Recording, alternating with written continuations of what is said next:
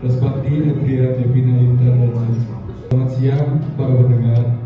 Siang ini kita tidak hanya bicara tentang kemajuan dan perubahan sosial, kita bicara tentang sesuatu yang tinggal setelah semuanya pergi, sesuatu yang tidak pernah benar-benar mati. Saya Respati Yudo Utomo bersama moderator kita siang hari ini ada Adrian yang akan membantu mengarahkan diskusi. Halo semuanya, tema kita malam ini adalah bayangan yang tinggal setelah semua pergi. Terdengar puitis, tapi juga mengerikan, bukan? Itu Adrian. Kita juga sudah bersama 3 narasumber utama, yaitu Devina, seorang sosiolog. Hai, selamat siang semuanya. Saya Devina, saya sebagai sosiolog yang mana saya akan menceritakan peristiwa-peristiwa atau terjadi kenapa mereka datang. Yang kedua di sini ada Nita, mantan warga desa yang katanya punya pengalaman langsung. Hai semuanya, selamat siang. Saya di sini Intan sebagai mantan warga desa sekitar yang akan bercerita tentang pengalaman saya pribadi. Terima kasih. Terus yang ketiga ini si Chelsea, peneliti sejarah lokal. Siang semuanya, nama saya Chelsea Marsha dari penelitian sejarah lokal. Senang banget bisa berbagi cerita di sini walaupun cerita yang membuat gelisah. Devina, di penelitian sosial, apakah ada fenomena menyeramkan di balik perubahan cepat di suatu daerah? Ada.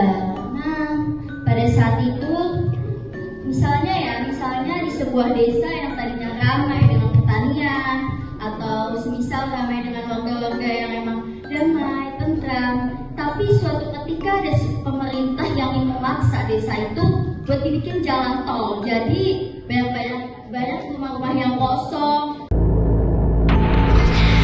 Banyak warga yang meninggalkan itu, tapi banyak juga warga yang melaporin kalau semisalnya setiap malam tuh selalu ada kayak suara aneh, percakapan aneh. Padahal di situ udah posisinya udah jalan tol, udah bukan rumah warga lagi. Tapi kamu pernah ngalaminnya, Devina?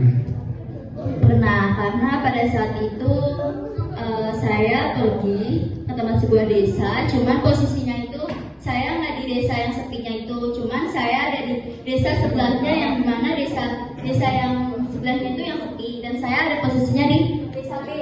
Nah, pada saat saya ada di desa B, saya tuh sempat sama teman-teman saya teman saya yang asli dari desa B itu dia ngomong, Dev, kamu mau tahu nggak apa cerita-cerita yang dari desa A yang sepi-sepi itu loh, karena kan satu kasusnya ini kan nggak cuma satu ya, kayak desa yang sepi ini nggak cuma satu, banyak kasus kan, karena di luar sana tuh banyak perubahan yang cepat yang sama hal serupa gitu kan. Jadi pas pada saat saya diceritain sama teman saya ini, saya tuh kayak agak shock dan saya ingin meneliti apakah benar itu beneran desa yang sepinya itu karena ini dan karena itu. Jadi saya meneliti di desa itu, akhirnya saya menemukan penelitiannya. Terima kasih. Jadi, ini sebenarnya sosial kosong, tapi di sisi yang lain, bukan? Betul. Apabila komunitas hilang, maka yang bukan penghuninya atau mereka bisa datang kapan saja. Padahal itu bukan warga yang berwujud bisa nampak, tapi kayak misteri gitu. Oke, terima kasih Devina. Sekarang saya ingin mengajak nih ke Chelsea. Apakah catatan sejarah juga menunjukkan fenomena seperti ini, Chelsea? Sangat sering. Contohnya tuh dulu desanya punya ritual panen setelah tanahnya digusur untuk pabrik. Pekerja pabrik mengaku tiap malam tuh ada suara gemelan sama bau kimia gitu. Kayak horor banget gak sih? Apakah ini bisa dijelaskan secara logis, Chelsea? Kalau dibilang secara ilmiahnya itu kayak halusinasi kolektif. Tapi kalau semua orang menggambarkan hal yang sama itu aneh banget gitu. Soal sejarahnya belum selesai. Dan sejarah menunjukkan yang lain itu bukan Citra. Dan kamu mengambil langsung yang diceritakan mereka. Oh iya jelas. Jadi tuh sebelum kejadian itu desa saya tuh awalnya damai, tentram, listrik ada, internet ada, bahkan warga pun merasa bahagia tanpa harus merasa ketakutan. Tapi seiring berjalannya waktu, berjalan pelan-pelan, anak-anak pun berhenti main di luar, pasar sepi, dan balai desa tidak lagi dihuni. Lalu mereka pun datang. Mereka siapa? Jadi ada suara yang jadi itu ada bayangan hitam besar dan bergerak sangat cepat. Pertama cuma samar, tapi makin sering terlihat dan seketika selalu ada suara yang memanggil nama saya dan itu setiap hari. Suara siapa itu? Suara itu berawal dari tetangga saya yang sudah meninggal setahun sebelumnya. Itu berarti perubahan sosial tidak hanya mengaruhi manusia yang hidup. Saya rasa sih iya, dan saya juga tidak akan pernah lagi kembali ke desa tersebut. Seperti saya dengar, perubahan sosial tiba-tiba bisa mencampurkan kondisi meninggalkan ruang kosong yang entah diisi oleh apa.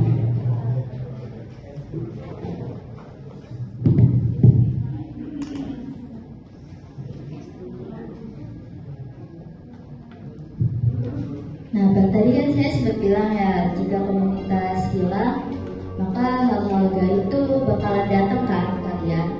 Jadi itu apapun yang ada di desanya itu, jadi kayak pas pada saat desanya sepi, itu juga merupakan undangan buat yang lain. Undangan dalam arti itu bukan undangan pernikahan atau undangan ulang tahun, tapi undangan yang kayak semacam mistis yang emang ada juga orang-orang yang buat masuk ke desa itu, yang bikin desa itu jadi kayak serem, padahal tadinya desa itu gak serem, cuman karena ada salah satu warga yang masuk ke desa itu, dia bikin desa itu jadi serem karena satu hal, entah karena ilmu hitamnya atau karena hal mistis lainnya. Jadi desa itu bikin undangan untuk yang lain.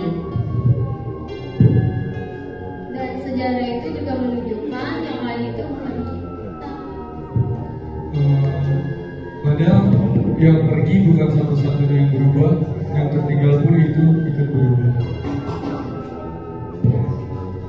Para pendengar, kemajuan memang penting, tapi jangan pernah melupakan akar kebersamaan. Karena ketika itu hilang, yang tersisa mungkin bukan manusia.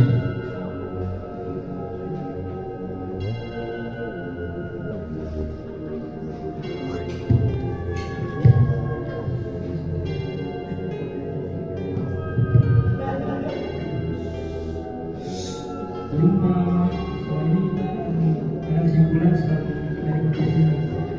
Nah, sebelum ini berakhir, saya akan menyimpulkan bahwa podcast ini menyoroti perubahan yang tidak hanya untuk maju, tapi karena perubahan sosial ini justru meninggalkan jejak kelam yang bagi masyarakatnya ini kelam banget. Jadi dari kisah Intan tadi tuh dapat disimpulkan bahwa bagaimana melihat pembangunan yang sudah merata, tetapi ada pemerintah yang memaksa untuk hal pribadinya sendiri. Bahkan jalan tol di Indonesia tuh udah lumayan banyak dibanding rumah-rumah warga, apalagi di Jakarta udah padat banget.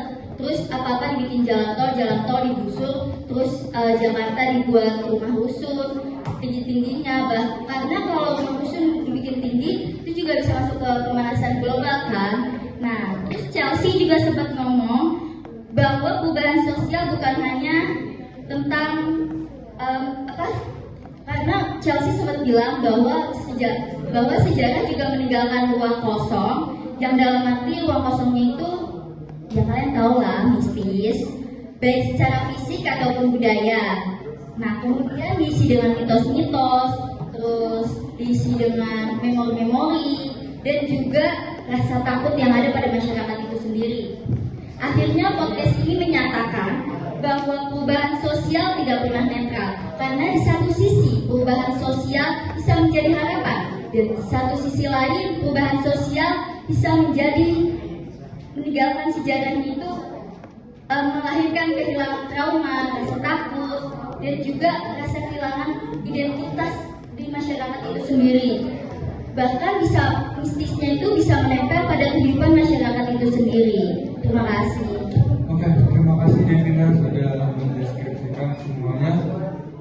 Di sini saya ingin membuka pertanyaan untuk kelompok 6. Apakah kelompok 6 ingin bertanya? Saya Tasya Greni dari kelompok 3 ingin bertanya, kan ini ngebahas tentang perubahan sosial. Nah, perubahan sosial apa sih yang dibahas? Tentang, ya maksudnya kemana? Terima kasih Tasya atas pertanyaannya. Saya Devina jadi jawab pertanyaannya. Perubahan sosial ini membahas apa kan?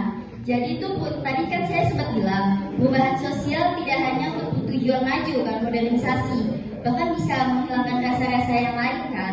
Jadi perubahan sosial nggak kayak harus kayak dari lama baru kan bisa juga kayak misalnya yang tadinya ramai benar-benar ramai di suatu tempat itu, jadi karena ada suatu hal dari pemerintahnya atau dari yang lainnya, jadi itu memungkinkan bahwasannya warga itu harus pindah dan berlokasi yang emang udah digusur. Jadi kan itu masuk perubahan sosial ya.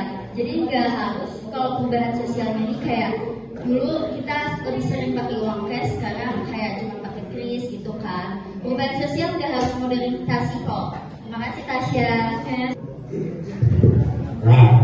Oke, terima kasih teman-teman kalau sudah mendengarkan podcast kita. Mohon maaf jika penjelasannya kurang, karena yang sempurna adalah milik Allah. Terima kasih. Wassalamualaikum warahmatullahi wabarakatuh.